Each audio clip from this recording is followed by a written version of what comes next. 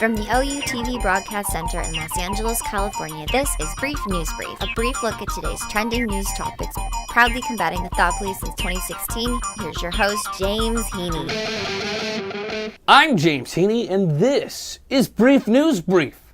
Last Thursday, Donald Trump unilaterally decided to drop Tomahawk missiles on an Air Force base in Syria, marking the United States' first military action against the sovereign nation of Syria.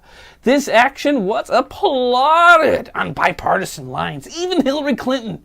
In an interview just hours before, the president's decision mentioned that the U.S. needed to attack this Air Force base where chemical weapons were being stored. Trump's decision came after Assad, that dirty asshole dictator of the Syrian regime, attacked his own citizens with chemical weapons. Then pictures of beautiful babies dying in their father's arms prompted the president to make a humanitarian missile strike to send a warning that chemical weapons were against international laws and crimes against humanity. In 2013, Obama had drawn a red line at the use of chemical weapons, and Assad crossed the line, killing 1,300 of his own people with chemical weapons. Obama brought this issue to Congress of whether or not to attack Syria for this aggressive action. The Congress voted this down, and even then at the time, Trump had to chime in with his tweets because while he wasn't the president, he knew that his feelings were really important to America. So he said, "Let me be clear. We do not go to Syria. There is nothing in this for the American people." After this, Obama had Russia handle a negotiation to remove all chemical weapons from Syria. And Russia pinky swore that all the chemical weapons had been in fact removed.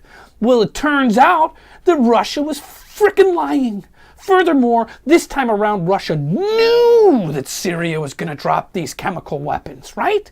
Well, maybe not new like facts, but if we're allowed to have some alternative facts, can we not go with our gut here? We know they knew. We know they knew.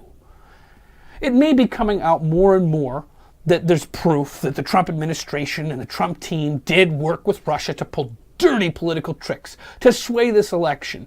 But if Trump and Russia had an alliance, then the relationship is certainly on the rocks now. What's super confusing now is that the post-attack on Syria, the White House does not seem to have a clear plan as to what to do next. Was it a one-off attack? Do they want to remove Assad from power? Assad is fighting ISIS. We're fighting ISIS. There's a civil war in Syria that analysts could actually say that there are 12 separate wars being waged all at the same time, all in the same area. And still, even with beautiful babies dying, still no refugees are allowed in the U.S.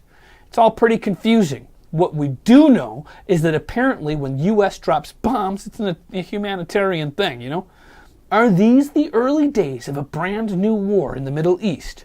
Or was this just a Trump bomb designed to show that Trump doesn't give a frick and he will bomb some badass hombres? Watch the F out. We'll keep you posted as this story continues to develop. Get ready for a brief news briefing. On Thursday, Republicans voted for the nuclear option to kill the filibuster. Now there's no filibuster left, which means that no longer does a ruling party need to get permission from the opposing party with their Supreme Court justice nominees. So what basically that means is you don't get Merrick Garlands in the future. Instead, you get, wacko liberals or wacko Republicans, because you don't need to worry about whether or not the other side's going to agree with you. As long as you have 50 votes, you get whatever you want. So I'm not too worried about it, but now on Friday, Neil Gorsuch was, no problem, confirmed onto the Supreme Court, and Monday, he was sworn in. Today, Sean Spicer, the press secretary, made a silly boo-boo during a press conference briefing saying Hitler didn't sink to the level of using chemical weapons. But breaking news, he gassed millions and millions of Jews. It was the Holocaust. Can you not remember the gas chambers? What an idiot. On Palm Sunday, 2 suicide bombers attacked Coptic churches, Christian churches in Egypt. There's an act that ISIS is claiming is theirs, leaving 44 dead and more than 100 injured. And I must revert to again, they are assholes and I'm not afraid of them. There are more people dying over here having a good time than they can plot and plan because they're just a bunch of idiots. You know what? I want to fist fight ISIS. Just one-on-one, me versus all of them. Because they're so dumb, I don't think they could even dodge my punches, and my punches are good. Anyways, over the weekend I was flying back from Chicago. I had, I don't know, but if you know this, but I tour all over. And I had a United flight. And I was dragged off the flight. It was embarrassing. Look at the video. Pilots drive to Louisville? Can't they rent a car for the pilots and have them drive? No! Oh my God! Oh my God!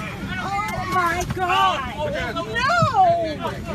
My guys, my God! What are you doing? No, this is wrong! Oh my God! Look at what you did to him! I'm extremely embarrassed by that video. It's just not fair. I paid for my ticket. It was United that overbooked the flight. You know what? I don't care if you had to have seats for 4 more crew members. You should do that before you sold me the ticket. All right? It's not fair. I'm not flying United anymore. Period. North Korea, the North Korean state media warned on Tuesday of a nuclear attack on the United States at any sign of American aggression. And then the U.S. Navy strike group heads towards the Western Pacific. I guess we're calling bluffs on them. If they attack Los Angeles, there's a pretty good chance we won't be able to air an episode on Thursday. Just FYI. This news of the weird has been brought by Breeze in a serious challenge of my tongue-twisting abilities.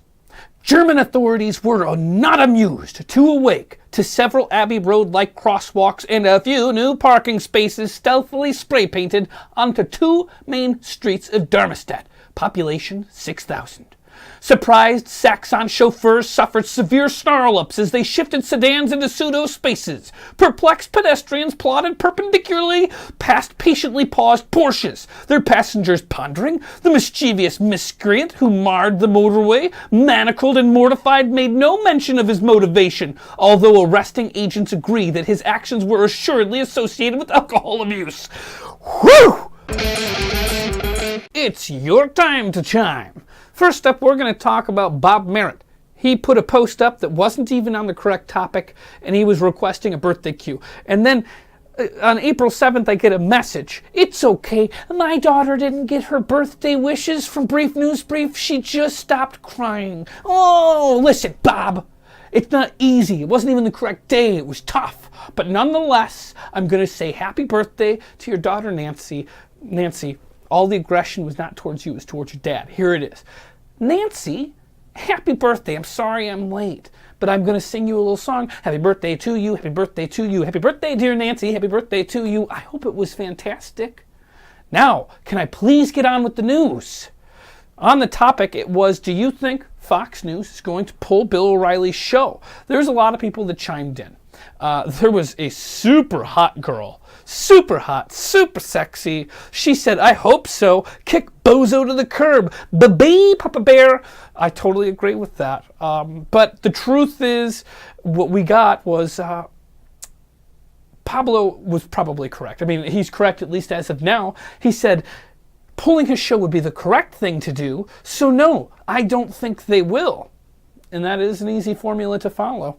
So what do we want you to talk about today? Here's the question. Go to Facebook, Brief News Brief, and chime in on the conversation. It's the only way that you're going to get heard on the show. Come on. Are you worried that North Korea will strike the U.S. with a nuclear weapon? It's your time to chime.